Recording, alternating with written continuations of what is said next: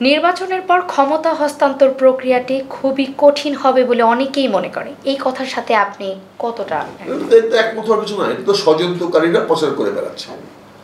ষড়যন্ত্রকারীরা বলতেছে যে আপনি বাঘের পিঠে চড়েছেন, এখন না নামতে পারবেন না থাকতে পারবেন, তার চেয়ে আপনি থেকে যান।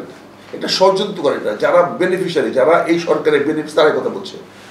এই সরকারের ক্ষমতা হস্তান্তরে কোনো রকম বাধা বা কোনো বিভ্রান্তি সে সুযোগ নাই। এই সরকার যদি ক্ষমতা হস্তান্তর করতে চায়, অত্যন্ত সম্মানের সঙ্গে গার্ডবনানের মাধ্যমে ক্ষমতা হস্তান্তর করবে।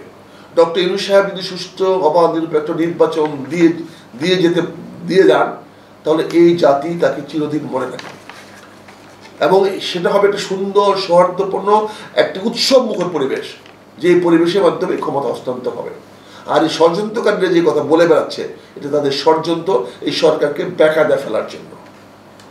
আর যদি নির্বাচনের মাধ্যমে সরকার ক্ষমতায় হস্তান্তর না করে, তাহলে অবশ্যই সরকারকে পালাতে হবে। তো পালিয়ে গেলে তো সেটা সুখকর হবে না। পালিয়ে গেলে তো কেউ ফেস্টিভ্যাল, কেউ উৎসব করে না। আর পালানোর যে যাওয়ার পায়তারা করছে, তাতে বোঝা যাচ্ছে এই সরকার ভারতের সঙ্গে একটা আঘাত করার চেষ্টা করছে। কারণ পালাইতে হলে ভারতের সাহায্য লাগবে, কারণ আমার চারপাশে ভারত, এমনকি বঙ্গোপসাগরও ভারত। আর নিরাপদে যদি তার হেলিকপ্টারটা ভারত ক্রস করতে পারে, প্লেনটা বিমানটা ক্রস করতে পারে, তাহলে আর সেখানে তো পালাইতে হলে এবার ওই হেলিকপ্টার দিয়ে পালানো যাবে না, এবার বিমান বাহিনীর বিমান দিয়ে পালাতে হবে, অথবা আমাদের বিমান বহরের বাংলাদেশ বিমানের বিমান যেতে হবে। এই দুটা একটাও তো বাংলাদেশের বিমানবন্দর থেকে উঠতে পারবে না, কারণ সেনাবাহিনী যদি তার পক্ষে না থাকে, তা তো পালাতেও পারবে না। তিনি সেনাবাহিনীর সঙ্গে তো সম্পর্ক খারাপ করে গেছেন, সশস্ত্র বাহিনীর সঙ্গে খারাপ করে গেছেন। তো উনি তো পালাবেন কেমন? উনি তো বিমানবন্দর যেতে পারবেন না। আর গাছপালায় ভর্তি যমুনাতে তো হেলিকপ্টার যেতে পারবে না। এখানে তো অনেক বেকায়দা আছে রে বাবা। কাজে আপনাকে ক্ষমতা অত্যন্ত উৎসব মুখর পরিবেশে সম্মানের সঙ্গে শ্রদ্ধার সঙ্গে ক্ষমতা হস্তান্তর হবে, এটাই আমি আশা করি, আশাবাদী।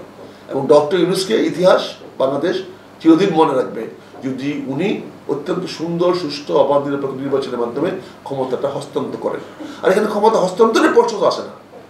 বিএনপি তো বলছে না যে আমি তোমার কাছে ক্ষমতা নিয়ে নেবো, তুমি থাকো না 5 বছর প্রধানমন্ত্রী।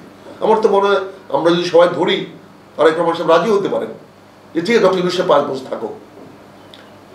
কাজে এখানে তো সমস্যা আমি দেখি না কোনো। কাজে এই প্রশ্নগুলো যারা তুলছেন, তারা ষড়যন্ত্রকারী। তারা দেশের মঙ্গল চান না, তারা দেশের ভালো চান না।